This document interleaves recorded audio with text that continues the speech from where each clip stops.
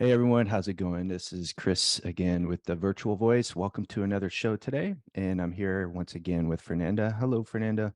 Yeah. Hey, Chris. How are you today? I'm doing pretty good. It's Christmas break, a little too cold for Yeah, my liking, but it's a fun time of year, right? You get to see people that you don't see often and kids get excited. And I know this is your favorite time of year too, right? exactly. I'm pretty excited about Christmas. And here in Mexico, we're really warm, not feeling like the snow and everything, but it's Yeah. still good. Yeah, I got away from the cold weather. It's gonna be a little cold here in Houston over the next couple of days, but I think it's not as bad as it's been in the past where I've lived in other areas of the country. So I'm Exactly. pretty grateful for that for sure. Yeah. Yeah. So today we're going to be talking about something that kind of came up during one of our interviews that we just had with Kurt Hines. And we talked about a lot of things with Kurt. One of the things he brought up was the imposter syndrome. And that's something that you and I talk about a lot. Yeah. I think it is in a lot of our podcasts, and Hmm. most of our guests always say, like, yeah, I suffer from imposter syndrome. So Hmm. we thought it was a good topic just to talk about in the podcast. So, Absolutely. Yeah. yeah. So, yeah, well, you want to go ahead and kind of get into what imposter syndrome is? Yeah, sure. So, yeah, just what it is just the internal psychological experience of feeling like a phony or like fake in some area of your life. Mhm. So, yeah, it is despite any success that you have achieved in that area. So, it's pretty common just to have imposter syndrome, even in the areas that you feel typically confident. And if you're experiencing self doubt or just like nervousness and this, like it can be manifested as negative self talk. So that's imposter syndrome. Just, Absolutely. uh, I don't know, feeling uncertain about certain areas that you usually feel confident. Yeah, exactly. So it's the imposter syndrome voice is your own voice talking in your head. Yeah, And if it comes from a place of negativity, fear, whatever brings you down, that's the imposter speaking to you. And so, but we don't recognize that a lot, right? We just kind of like feel that it's just, oh, well, maybe it's a sign. I shouldn't be doing this, because I yeah, feel this way. Or so and so said something to me last week, and like, that's a good point. I probably shouldn't do this new business that I'm thinking of about, or whatever it might be, right? exactly. Yeah. So whatever brings you down, the voice in your head, that is the imposter syndrome talking to you. So let's go into some of the characteristics of the imposter syndrome. So it's essentially, the first one is, not really assessing your competence and skills in certain areas. You're not giving yourself enough credit in your ability. And a lot of people saying, oh, you're just being too modest, right? Modesty is like, it's like being humble, right? Oh, I'm going to be humble and modest. I don't want to be come across as, arrogant or whatever it might be. But, being confident is not arrogant. It's good to be modest, but at the same time, don't take it to the extreme where you're talking yourself out of doing something that you have this deep desire to do. So being modest is cool, but if it gets to negative self talk, then you get a problem. Yeah, exactly. So we'll go to the next one. It's just giving your success to external factors. So for example, saying like, yeah, I didn't win this or I didn't do this because of my all the effort that I put on that. It's just because I don't know, someone helped me or this happened. Like you have to recognize that your success is your success because of your Hmm. effort. So sometimes it happens with imposter syndrome that Yeah, you feel that you didn't win it, you didn't succeed in the way that you wanted, or yeah. it was because of something else that you are in that place. Hmm. A lot of times it's like you accomplish something and that immediate feeling of, oh, that was just lucky. Oh, Yeah. it was a fluke. Or if maybe you're in a race and the competitor you're racing against like tripped and slowed down and you were able to win. And then you're like, well, if they didn't trip, they probably would have won. Like that, that's the imposter syndrome. Doesn't matter what happened. If you won, you won. If you did good, you did good, right? Yeah. And celebrate that and then build on that, right? So that's one thing that kind of drives me nuts. I say it myself too. I gotta say that, oh, I was just lucky. But no, I don't believe that. I say that, but I don't believe that.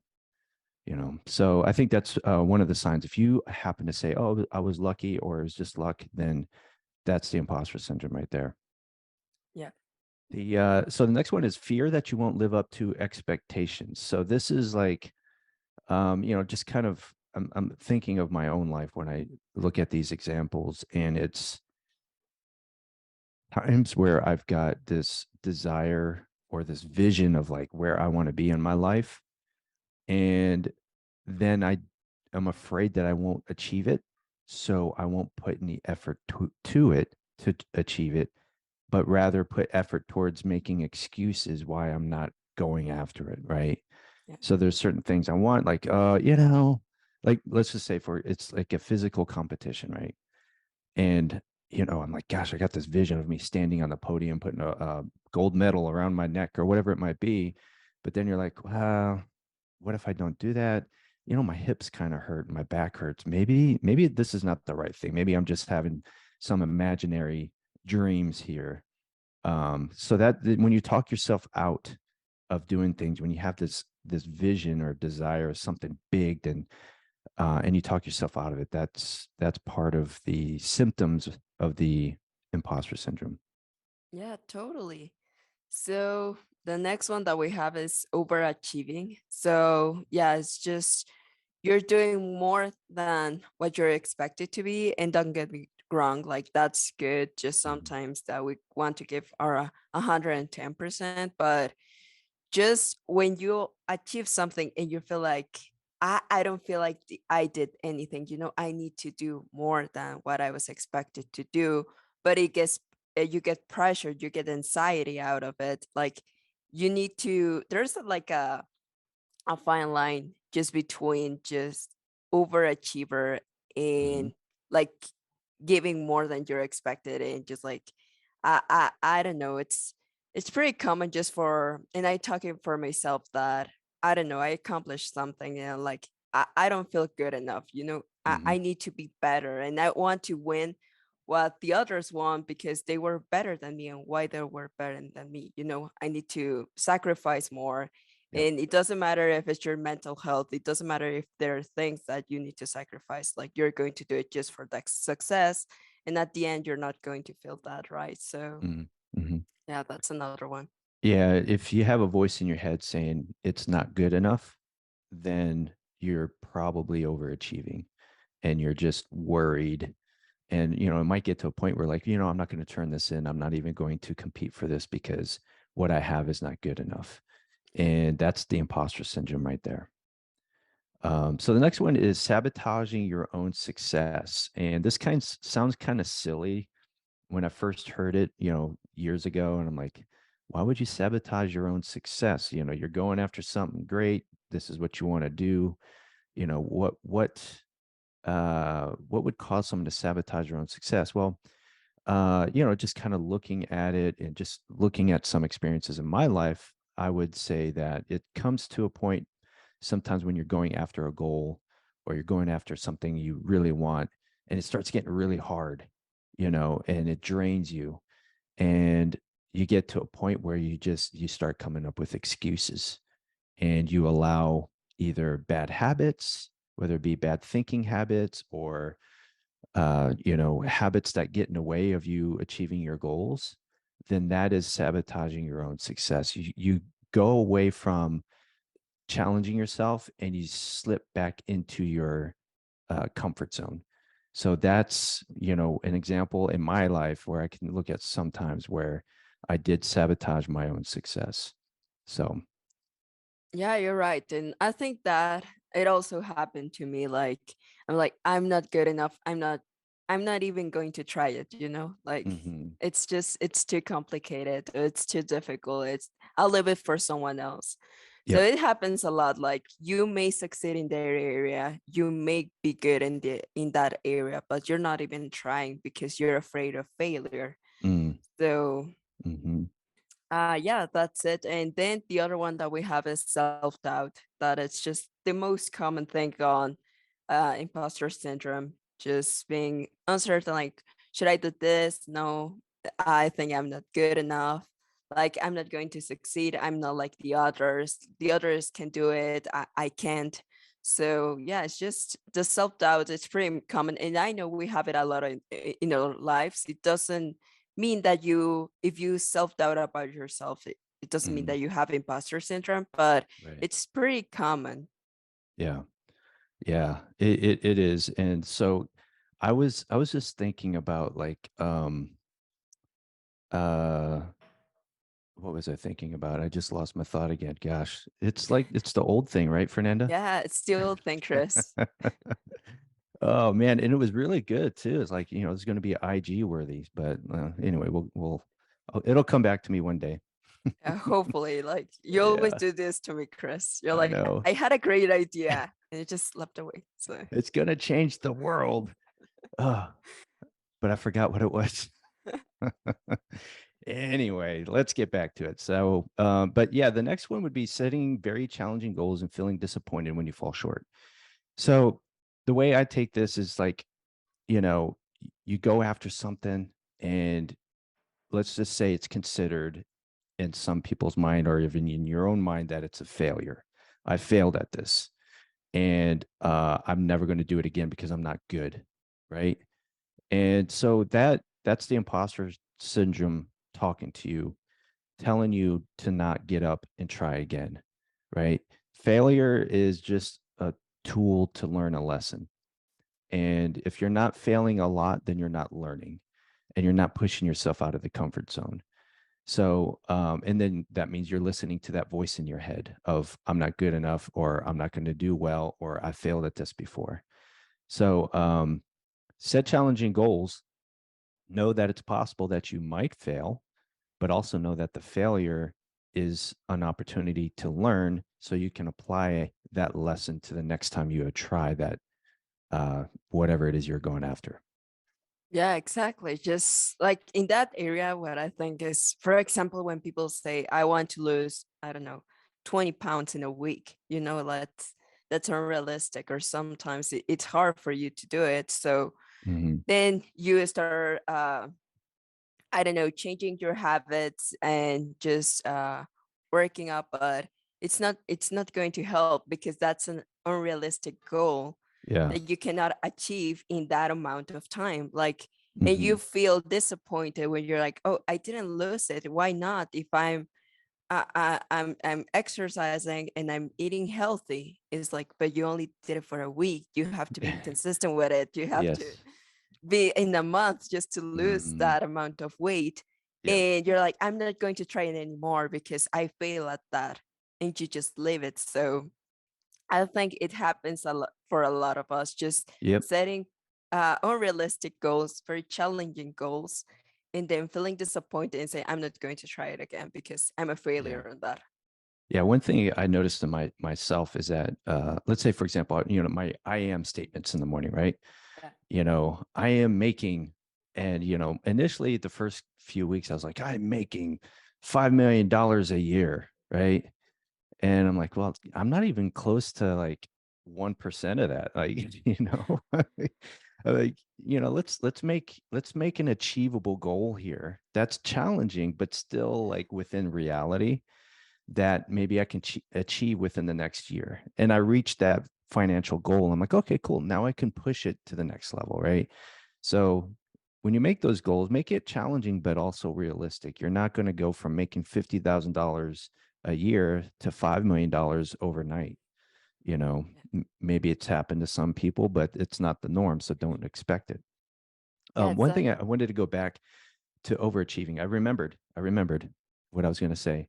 Okay. And this is kind of important because I see this a lot, and I see it a lot because I see it in other people because I've experienced it myself.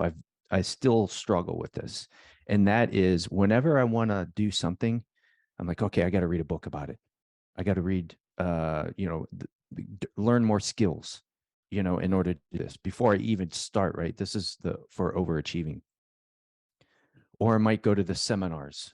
I'll pay all this money and I'll get a coach, and the coach will be the reason why I make $5 million a year, right? So that's, of course, reading helps. Going to seminars helps. A coach does help. We talk about that often. But if you're going from coach to coach to coach to coach, reading this book, reading that book, watching these podcasts, and just filling your day up with content to learn more before you get started, that is overachieving. That's the imposter syndrome telling you that you're not ready. The reality is you have to get started somewhere. You're not going to know everything. Just get going. Don't listen to the imposter syndrome. Don't be one of those junkies that go to all of the seminars and talk this big game. But the reality is like, oh, I've done nothing, but I have all these great ideas, right? Don't be that person. Don't be that person. Actually take action. That's the thing. Exactly. We're going to talk a little bit more about it, but just Mhm. getting out of your comfort zone. So Yeah. let's go. So you might be wondering, like, do I have imposter syndrome? Like, I don't know. So yeah, you should ask yourself this question. So we'll Mhm. go for the questions. Yeah. So, first question you can ask yourself is, do you agonize over the smallest mistakes or flaws in your work? So, this is related to being a perfectionist, right? And, one thing that I learned over the last, few years, because I struggled with this too. And Fernand, I think you probably have this in you as well, right? Yeah. Where, one thing I learned is, once you get to a point where you're like, okay, it's 80% good, then let's just push it forward and let's start moving with this product, right?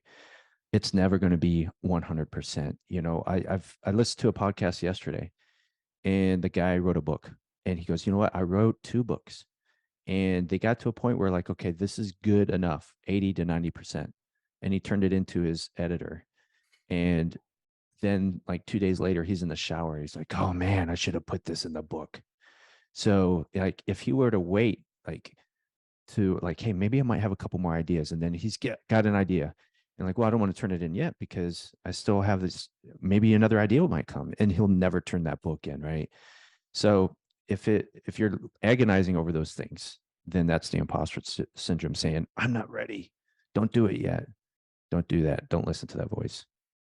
Yeah, exactly. And just the next one is, do you give your success to luck or outside factors? So we already talked about that, but Mm-hmm. it's pretty common, and it happened to me, and I don't know if it happened to you, Chris, that like for example, I was in the right place at the right time. That's why it happened, or Yeah. as Chris said, it was just luck.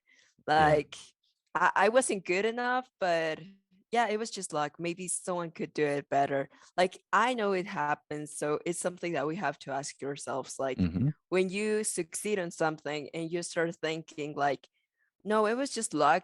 Say it's the imposter syndrome coming. Yeah. It's the negative thinking coming. So Yeah. just stop that thinking and be like, Mm-hmm. it's my effort. I won this. I succeed in this Mm-hmm. because it took time, Yeah. and because I'm at this point of my life that I put a great effort in it, and I deserve it. Like sometimes we deserve success. Yeah. Uh, so it's good not to attribute those things to luck or just Yeah. outside factors. Yeah, I look back on my career, like in the Navy, or even when I was with the police department, and let's just say in the military when I got promoted, like, oh, I wasn't expecting that. I got lucky, right?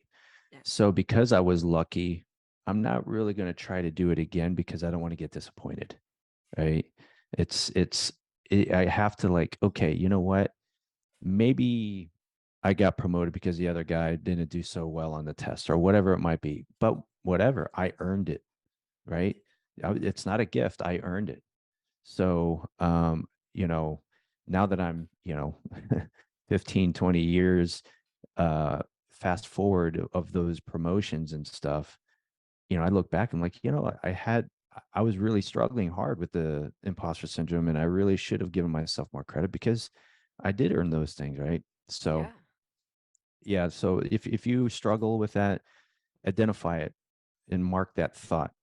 This is not me talking. This is the imposter syndrome.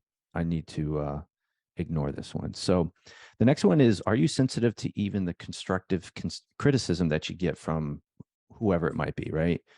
And this is like, let's just say, for example, somebody gives you a criticism, constructive criticism. Let's just say for like, hey, Chris, your podcast is really good, but you know what? You don't end it well, or you don't transition well, or you don't ask good questions, right? And if I'm struggling with the imposter syndrome, which I do when it comes to the podcast, I take that I take that personal and I misinterpret it. And in my mind, I interpret that as, oh, I'm failing at this. I'm not good. And then I hold on to that statement and I'm like, in my mind, it's true. Right. So that would be another question you ask yourself. When I get constructive criticism, does my ego take over? Do I get upset and personal? If so, then that's part of the imposter syndrome. Yeah, so that was good. And going to the next one, like, do you feel like you will inevitably be found as a phony? So, for example, like if you're at your job and you get promoted, and you'll be thinking like, oh, my all the team is going to think that I'm not good enough. They will be saying like, why is that person there? Like they don't Mm, deserve it. So yeah. if you feel like that, if you feel like other people are going to be complaining about your success, or people are going to think that you don't deserve it, that you're not good enough, like Mhm, they're not thinking that, you're thinking that about yourself. So you need to just change your mindset, because mhm. other people may not be thinking about that negative thought. Right. So yeah, it's something that we have to be careful about. Yeah. For example, like as you're speaking, I'm thinking of this podcast that we're doing right now, right? Yeah. We've talked about imposter syndrome before. We deal with it. We talk about it in our training with our team. We've read books on it, but yet we're making this podcast. You know, we've done some research on it because we want, like, our core value is always improving, right? So always improving is identifying the imposter syndrome and silencing that voice. So we're doing this podcast on imposter syndrome, something that you and I and the team have discussed quite often. Yet we're having this podcast. I'm like, oh, well, people are going to realize that I don't know what I'm really talking about, that I'm just reading a bunch of words that I wrote down. You know what I mean? So like if you go through that, especially if you're doing something Yeah. new and outside of your comfort zone, like this podcast is totally outside mine and Fernanda's comfort zone. But this is something that we wanted to do, something that we wanted to overcome, you know? So yeah, that voice is always going to be there. It depends on whether or not you want to listen to it, right? Yeah. So the next question is, do you downplay your own expertise, even in the areas you are genuinely more skilled than others? So this is going back to when I was talking about like being overly humble or modest, right? Like, there's a difference, and you do that because, well, I don't want to tell people that I'm good at this because I don't want to come across as being arrogant. But there's a difference between confidence and arrogance. Arrogance is like, oh, I'm better than everyone else. You know, I deserve this because of my abilities. And being confident in yourself is like, yeah, I'm pretty good at this. I'm not the best, but I'm, getting better at it. But I'm still pretty good, and I'm confident in my abilities to achieve whatever this challenge is, right? So, but yeah, if you downplay your expertise, and even in the areas that you know you're good at, then that's the imposter syndrome. Yeah. All right, cool. So the next part of the podcast is, how do we combat the imposter syndrome? So Fernanda and I came up with a few points that kind of are personal to us, and it's kind of tools that we use, right? Um, what I found, and Steve actually said this in the podcast last week, um, Steve Rosenberg, if you have a negative thought in your mind, there's no room for a positive thought. Right? A negative thought and a positive thought cannot stay in your mind, occupy the same space in your mind. It's one or the other, right? And that's why, like, for example, I had a team member today, mentioning something to me. And I said, hey, you have to push that negative thought out of your mind. You got to think of something you're grateful for, something positive of this situation. It may not be the best, but you got to change that negative outlook. Push that negative thought out of your mind with a positive thought. It's hard to do. I know, Yeah. because I honestly I gravitate towards being a pessimist and like thinking more of the negative than anything. So I've had to really rewire my brain for that. And we'll talk about that a little bit later after we talk about our key points here. The things that I learned from Dr. Elko. But yeah, just know that a positive and a negative thought cannot occupy the same space in your mind. It's up to you on whether or not you want to which thought you want to hold on to. So I'll give this last example. When I was learning about meditation, this was 2014, a while ago, 8 years ago or so. And one guy I was struggling because in meditation, I was thinking, oh, when you meditate, you're not supposed to think about anything. Like no thoughts ever come to mind. And then I would say to myself, oh, I got thoughts coming to my mind. I'm failing at this. I'm a horrible meditator. But I was doing more research on it, and I found a guy who said that, your thoughts are like when you stand on the side of the road, you're sitting next to a tree. Your thoughts are like cars driving by in on the street, and you're just watching the cars go by. The cars exist; they're there, and the cars represent the thoughts in our mind. The thoughts are there; they're going to go past. They're going to go through your mind, negative, positive, whatever it might be. But you get to choose on which one you hold on to, right? So like, you want to go a certain direction on that street, and the metaphor we're using, the cars are going by, you get to choose which one you get to hold on to. Like, I'm going to hold on to that car because I know where it's going, and I want to go there, right? For the thoughts, your thoughts are going to, you're always going to have negative thoughts, but you get to choose on which one you get to hold on to. You get to choose which thought you can dwell on. And if it's a negative thought, well, guess what? You're going to have a bad night because you're just going to be like in the dumpster all night long. But if you just let that thought go and hold on to a positive thought, your outlook is going to be better. And I always feel that if you are in a place where you're positive, you feel joy, your mind is more opened up to seeing opportunity, seeing things that like, oh gosh, I didn't realize it. Now I got to go and take care of these things in order to overcome this challenge, right? So if I'm thinking in the negative, I'm not going to be in a position to find solutions in my mind. So anyway, I know there was a lot there, but that that was I think a pretty strong lesson that I learned over the last couple of years. That was really good. Yeah, that was amazing.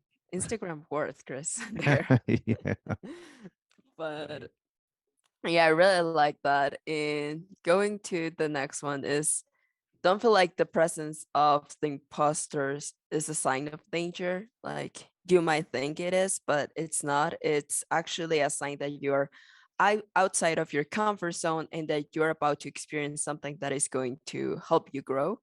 So that's pretty important. Just getting outside of your comfort zone. It means Mhm, growth, man. It means just learning more stuff. And if there is a lot of adversity, pay attention to that. mhm, So yeah, like we believe our highest potential is on the other side of adversity. mhm, So the imposter syndrome, that's pretty important, doesn't pop up if you're staying in your comfort zone. Like if you're in your mhm. comfort zone, like you might not see the imposter syndrome because you're not Right. doing something outside the box. You're like, okay, I feel comfortable in this, and like I don't feel any nervousness, I don't feel any Mhm, anxiety, or I'm not scared of anything because anything can happen on this safe area. So if you're going out of your comfort zone, if you are, I don't know, trying new things, you may feel the imposter syndrome, but that's good just Yeah. to for learning and everything and improving. Yeah, absolutely. If you're in your comfort zone, imposter syndrome is like, okay, cool. Just stay there. Don't want you going anywhere outside of this zone here, right? And sometimes it's you need a rest. Yeah, I'm just gonna go to my comfort zone for a couple minutes. I need a break. But but don't stay there too long because the imposter syndrome is just going to be louder in your mind. And so, yeah, if you start feeling the imposter syndrome coming in, all these negative thoughts, self doubt coming in, then pay attention to that. Because one, you should look at it as a good thing, as in, oh, you know what? I'm getting a lot of negative thoughts right now. I'm pushing myself out of my comfort zone. So this is going to be good. Um, and so when so I was looking back at a sermon I listened to. This was 4 years ago or so, and the pastor was saying, being the bringing the spiritual aspect of it is, if you have opportunity plus adversity equals God's will. So if you're not a spiritual person, you could say if there's an opportunity and there's adversity, then that's the direction I should be going because my purpose is going to be on the other side of that adversity. My victory is going to be on that other side of that adversity. I'm going to grow. I'm going to be a better person. I'm going to be the person I want to be. I'm going to be able to achieve the vision that I have in my mind after I go through this. So when you go through that, the imposter syndrome is going to keep attacking you. Um, but like we said in our first point, you can silence that voice with the positive thoughts that you want to hold on to. So, okay, moving on to the next point. And this is something I learned when I was reading this book. Let me show you. It's a book from, his name is Chris Kelso, and I'm hoping we can get him on the show. But it's Overcoming the Imposter. So this is the book here. I don't know, is this too close? Is this good? Can you see it? Yeah, that's good. So yeah. So I read this book and I went through it again yesterday, checked out all my underlines and stuff. And so one of the things that I learned from this book is this next point is community plus vulnerability will help you get through the imposter syndrome. And what does that mean? It's just being open about your weaknesses, being open about like, hey, um, I really want to do this, but honestly, I don't think I'm the best leader. I don't think people want to follow me. I don't think I'm the best business person or whatever it might be. You can open up about those. And the community, if you're around people in your community who are uplifting, who are encouraging you, and who are also in the same kind of like um, season, or they've been through this season of life where they're, making these decisions, the community will say, hey, that's completely normal to think those thoughts. In fact, if those thoughts are in your mind, it's because it's a good thing. It's a sign that you're on to something here, right? So being vulnerable with the community will help you get through that, and it will help you deal with the imposter syndrome and help you feel like, oh, I'm not alone in this. Other people deal with this. Like when I started opening up about things like this, because when you're younger, you're just kind of like, yeah, I'm tough, I'm strong in everything, I don't have any weaknesses, right? But then, your weaknesses show up when your insecurity shows up, right? You can tell when someone's a little insecure in something and like, okay, well, they're probably a little weak in that area. But I noticed when I was more open about, things like this, hey, I'm struggling with this thought of, not being good enough. Um, and I was around people who are where I want to be, or they've been in my shoes before, and they're encouraging people. That's helped me out tremendously, and I can probably say the same thing like with when we do our team training, right? People open up, they're vulnerable, they're in a place where they can trust each other. We lift each other up and we encourage each other, so people open up about some of their imposter syndrome thoughts. Yeah. Yes, indeed. So anyway, so now we all struggle with it, we all know that. And so Fernanda and I are going to share some stories of our own lives and what we went through and how we dealt with it. So Fernanda Yeah. goes first. So I got two, and well, the first one is I was in this award, just like I was competing with. It was international. It was international competition that I went to. It was just creating like this little book, little story. Doesn't matter. I worked really hard on it. I Mhm. worked, I think, like 5 months just doing research and just every day going, reading, trying to create this magical story. Yeah. And we were at this ceremony when they were giving the awards, and I worked really hard for it. But it was just like, it was crazy. I remember I was sick and I Mhm. still went because I needed to give a speech. And I was sick and I was like, yeah, I'll do it. It doesn't matter. Just like a lot of medication after that and before that, just for me to be able to talk. But we were at the award ceremony, and I had this classmate that she also worked really hard on it and everything. And I was kind of comparing my work to her job work. So they say second place, my name. And I was just like so disappointed, you know? I was Mm. like, I didn't win. This is what I get, like second place, but it was international and I didn't felt like I won.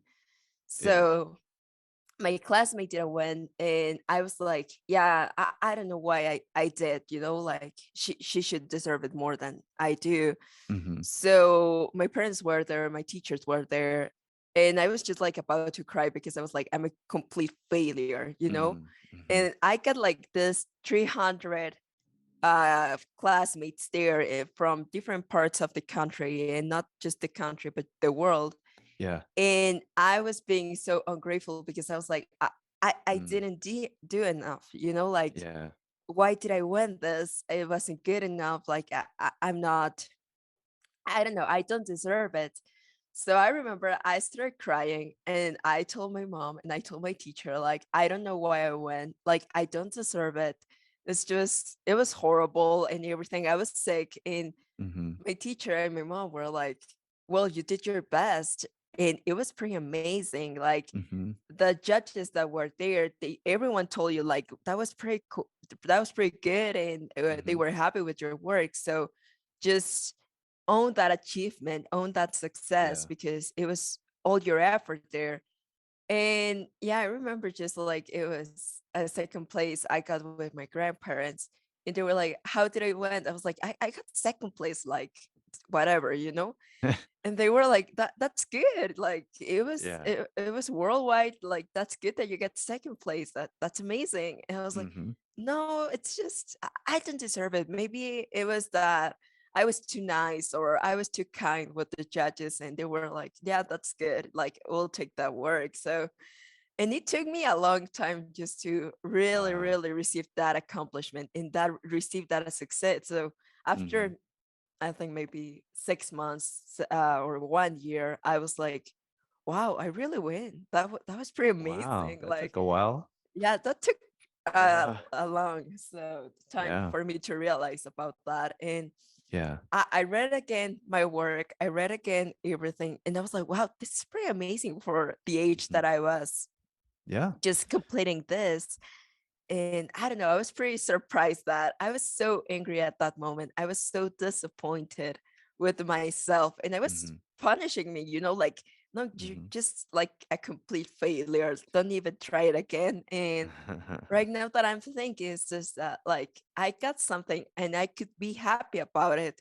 And in all my photos that I have, I'm crying and with my So, teachers and with my mom. So what do you from that lesson, what have you learned that you're applying now to, similar situations? so for example, right now, if I succeed in something, if I see that I'm good in something, Mhm. I say to myself, like, that was good. Like, I know I can do better. Like, I know, Yeah. but for now, this is good. And Yeah, I'm yeah. happy about it. And I feel, I feel proud of myself. And that, and Mhm. it's just that, you know, like, I know it may sound weird. It might sound crazy, like, Fernanda, what you're doing, but sometimes it's helpful just to, after you succeed in something, Yeah. look in the mirror and say, like, I'm proud of you and Yeah. you're doing your best. And I'm proud of all the things that you accomplish. And Mhm. I'm proud of all the effort that you've give upon this. So Yeah. that helped me a lot because it's, I don't know, it's easy just to think about yourself and that's it. Like, okay, I'm proud But if you're looking at yourself in the mirror and say like, I'm really proud of you, Mhm. that's the most accomplished that I could feel like in anything on my life. Like my mom can tell me, my brother or whoever can tell me like, I'm proud of you. But Yeah. I think the biggest success is just being proud of yourself, because Yeah. we're really hard on ourselves. So Yeah. I think that helped me a lot. In another area that I think that I felt the imposter syndrome, it was when I started working actually with you, Chris.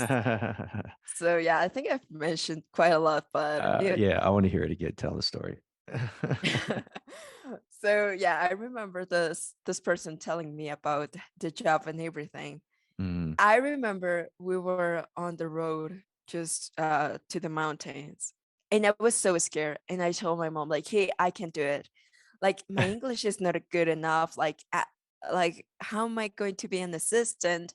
I don't have any work experience. Like I'm still in high school. I cannot do it." And I told my mom like, yeah, it's just you're going to be disappointed. I'm going to be disappointed. I'm not going to even try it. So my mom was like, "Yeah, just take the interview. It doesn't matter if you don't get selected. Like it doesn't matter. You are in an interview. It's bilingual, so yeah. let's try it." Mhm. I remember like 2 weeks before the interview, I was just reading all my English books, but just like psychotic kind of person, just like Psychotic. reading all my books, hearing all this podcasts, hearing all this like my English lessons. And I was like, yeah, I'm going to froze. I don't know how to speak English. So my mom said like, well, you speak good English. Like you talk with your aunt, you talk with your uncles, your cousins, and it's good. Also, you went to English classes, just try it. I Yeah. remember having the interview with you. I was so nervous, but so nervous. I Mm. remember I was just like shaking. And I was like, I'm not going to get the job. And I told my mom, like, yeah, it doesn't matter. I'm going to apply for another job. It's like, it doesn't really care. Mhm. So I remember you telling me, like, here, Fernanda, like, we really want you, the team, and Yeah. it would be good if you work with us. And I was like, well, I got the job now. What? Like, and it's going again, the imposter syndrome. Like, Yeah. I don't know if I'm good enough. Why am I here? So then you started giving me all these tasks, all these things that I got to accomplish. Yeah. And I was like, why am I doing this? Someone older needs to be doing that. And I'm still experiencing this imposter syndrome. Of And that's course. Yeah. something that my mom talked with me about it. And I talked with her about it, that she was like, sometimes you don't own the success. You feel like you're lower than anyone else because of your age.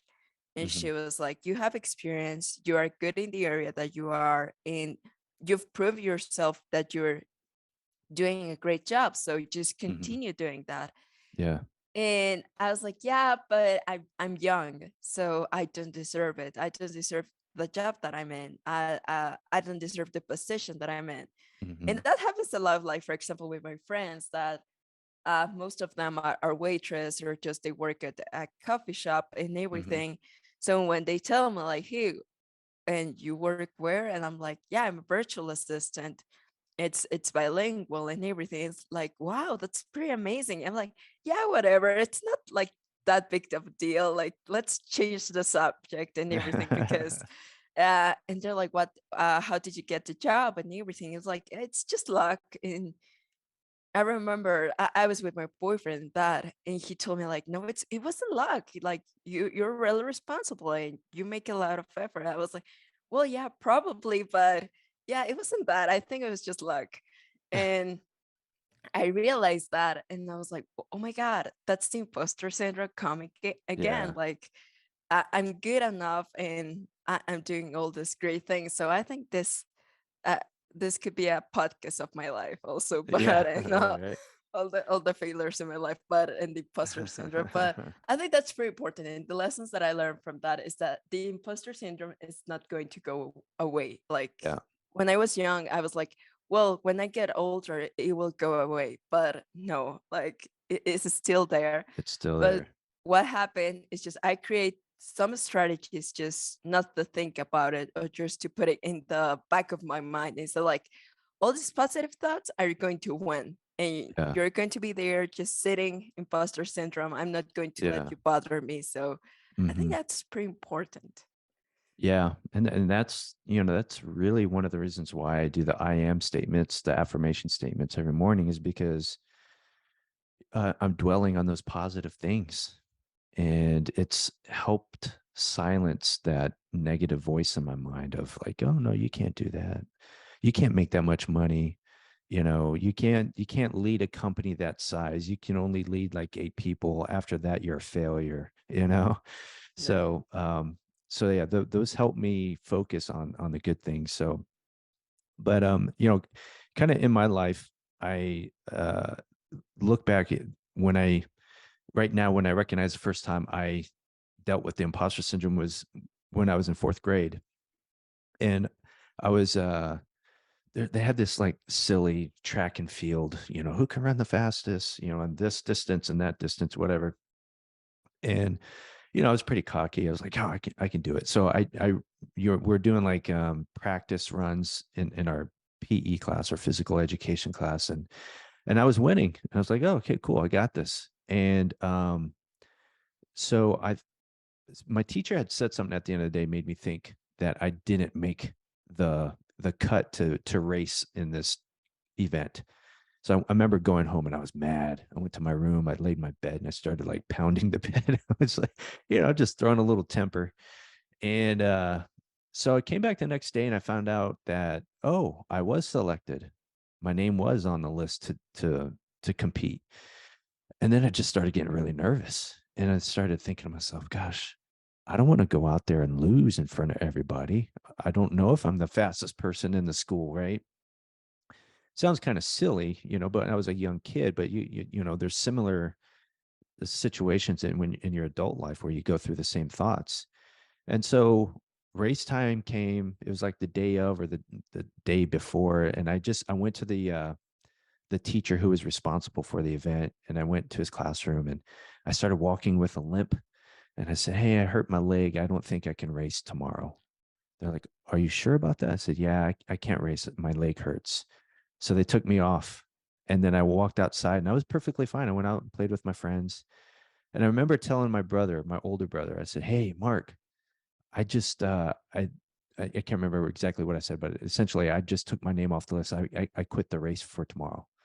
And I remember him telling me how stupid I was, you know, but the thing is, like, I allowed the fear to dictate my decisions and I didn't give it a try. I didn't put myself through the discomfort of trying to achieve something that I wanted, or the vision that I had of me winning or whatever it might be.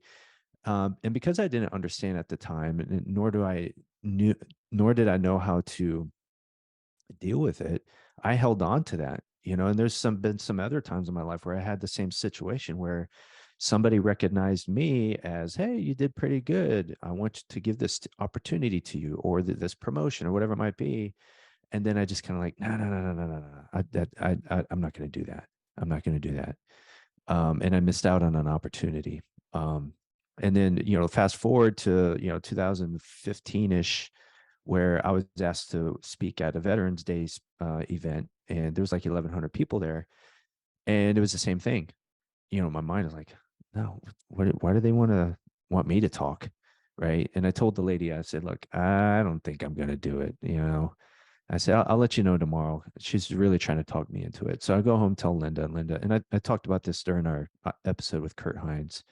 Linda says, hey, it's not about you. Get up there and do it. So what I did was instead of dwelling on, oh, I better do this because my son's going to be watching and, all this kind of negative thoughts behind it, I instead focused on envisioning what's going to happen.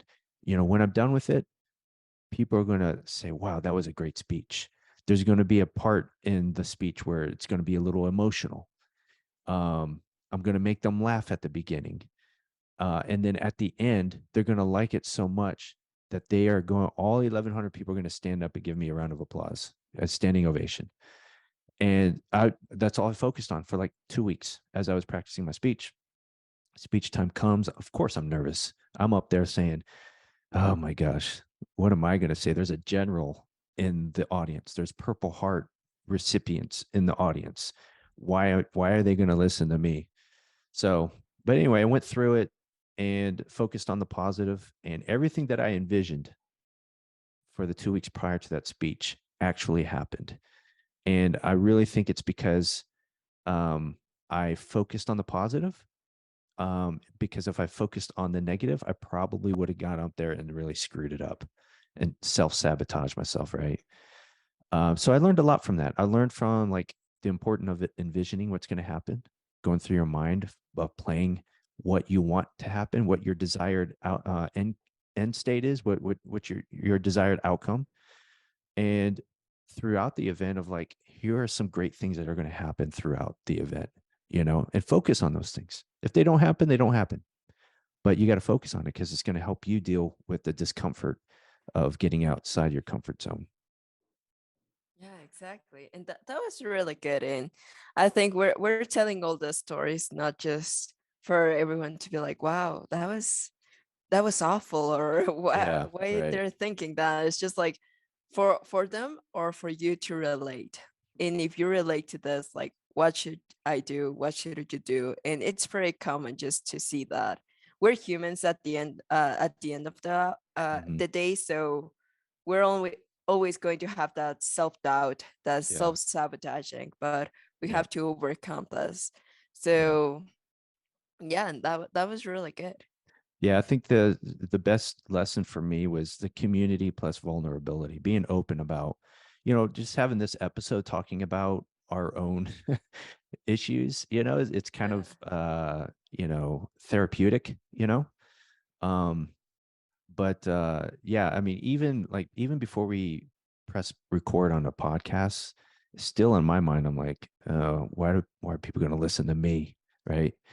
But go through this discomfort. It's therapeutic, and then you get good feedback from people, like, hey, that was really good. You had a, you know, we had someone reach out to me recently and say, hey, I liked what you said on your podcast about this thing. I'm going to steal it and use it in my presentation. So, cool stuff like that, right? Like, Yeah. it comes up. And so what I've learned is like, okay, the imposter syndrome's there. I got negative thoughts. Okay, I recognize you're there, but I'm not going to hold on to it. I'm going to do what I want to do and achieve the things that I have in my mind. Exactly. It's just as you mentioned, not holding to those negative thoughts. And we have Yeah. a lot of episodes also the importance of affirmations. Right. So yeah, if you combine this imposter syndrome with positive thoughts, affirmations like every day, that's going to help you Yeah. achieve the goals that you want and not feeling just like you didn't deserve those.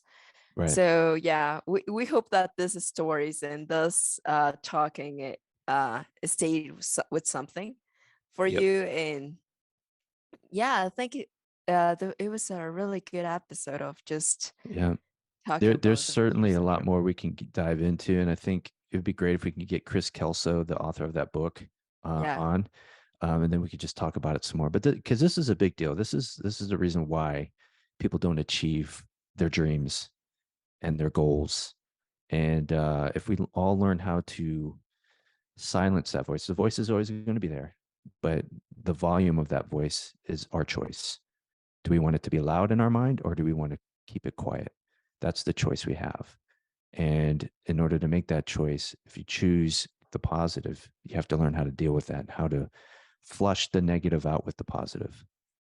Yeah, yeah, you're right. And yeah, as you mentioned, like, and it's funny because if you see all these great leaders, you see all these great people, CEOs, like most of them struggle with the imposter syndrome. Yeah, So yeah, you're not alone if you feel like you have imposter syndrome. We all exactly. Yep. have it in a way on our life. So it Hmm. doesn't matter if it's like really small things, because that's what I was thinking. Like it can be just as Chris said, like a kid going to a race, or just like Yeah. a business owner trying to expand to new markets or something, Yeah. like Right. it doesn't matter how big or small the problem is, or how big of small the achievement is. Hmm. Like you can be also a victim of the Yep. imposter syndrome. Yep. Absolutely. Absolutely. Well, sweet. That was a good one today. I enjoyed it. Therapeutic for me. I felt like I had a counseling session just now in front of all these people we don't know. But yeah, so anyway, we got more coming up. We're probably going to take a little pause on recording for the next week or so for Christmas break. But we have several in the queue anyway, so we'll be dropping them every week, and we still have some excellent guests coming up too. Yeah, exactly. As you said, it was a really good episode, therapeutic, as Chris mentioned. Just it stays with you, me, and Hmm. other people that listen to us and listen to all Hmm. of our stories. So Yeah. yeah, it's very cool. And we hope that this episode help you and help all of you that are listening to the podcast. And we're going to have more episodes that are pretty good. And yeah, as Chris said, next week we're taking this Christmas break. So yeah, happy Christmas to everyone, and happy also New Year. Hmm. And yeah, so that's it for today's episode. We hope you like it and stay virtual. Thank you.